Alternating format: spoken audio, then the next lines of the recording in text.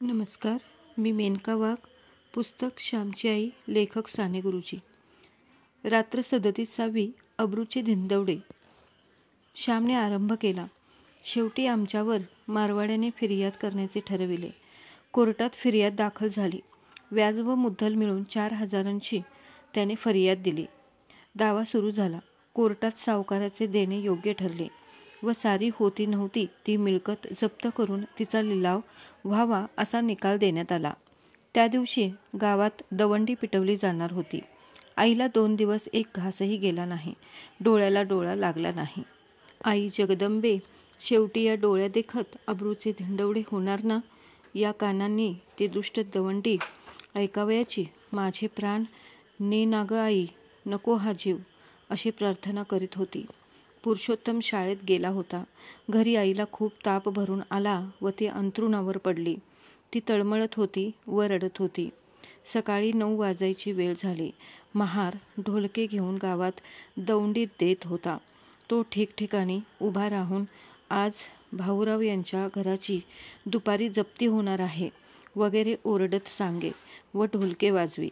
दुसऱ्याच्या मानहानीत आनंद मानणारे काही जीव असतात. त्यांना आनंद होत होता. खानदानाच्या घरंदाज लोकास वाईट वाटत होते. सारी मुले ऐकू लागली. त्याने दवंडी दिली व पुढे गेला. माझ्या भावाला मुले चिडवू लागली. पोरे त्या दवंडीची नक्कल करीत व माझ्या भावाच्या पाठीस लागत. पुरुषाच्या घराची जप्ती होणार, धुडुम धुडुम धुडुम असे म्हणत व पुरुषोत्तम रडू लागे. त्याच्या डोळ्यातून अश्रू येऊ लागले. तो मास्तरांजवळ गेला व म्हणाला, मी घरी जाऊ का? मास्तर म्हणाले, कोठे चाललास? बस खाली.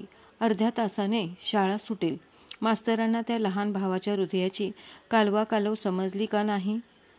10 वाजले. शाळा सुटली.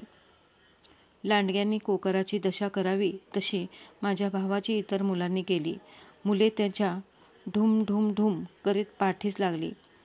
तो रडत रडत घरी आला व एकदम आईला बिलगला. आई, सारी मुले मला चिडवतात का ग असे? म्हणतात, तुझ्या घराची जप्ती होणार, शेणाचे दिवे लागणार.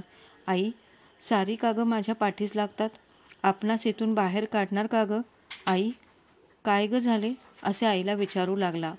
बाळ, देवाची मर्जी, मी तरी काय सांगू तुला? असे म्हणून पडल्या पडल्याच या पोटच्या गोळ्याला पोटाशी घेऊन आई शतधारांनी त्याला स्नान घालू लागली. मायलेकरे शोकसागरात बुडून गेली होती. शेवटी आई त्याला म्हणाली, जा बाळ, हातपाय धु. आज राधाताईंकडे जेवायला जा. इंदूने तुला बोलावले आहे. लहान भाऊ त्याला काय समजणार? तो शेजारी जेवायला निघून गेला. त्या दिवशी वडील जेवले नाहीत. त्यांनी स्नान केले, देवाची पूजा केली. लाज वाटत होती तरी देवळात गेले. खाली मान घालून गेले व तसेच परत आले. ज्या गावात त्यांना सरदार म्हणत, ज्या गावात ते पंच होते, ज्या गावात त्यांना मान मिळे, त्या गावात त्या दिवशी कुत्रेही विचारत नव्हते. ज्या गावात ते मिरवले, ज्या गावात त्यांच्या शब्दाला मान मिळे, तेथेच लहान लहान पोरेही त्या दिवशी त्यांची टर उडवीत होती. जेथे फुले वेचली तेथेच शेण वेचण्याची आईवर पाळी आली. आजपर्यंत आईने कसेबसे अब्रूने दिवस काढले होते, परंतु देवाला तिची कसून परीक्षा घ्यावयाची होती. मानाची शिखरे व अपमानाच्या खोल दऱ्या आईला दोन्ही प्रकार देव दाखवू इच्छित होता. संपूर्ण सुख व संपूर्ण दुःख दोन्ही कळली पाहिजेत.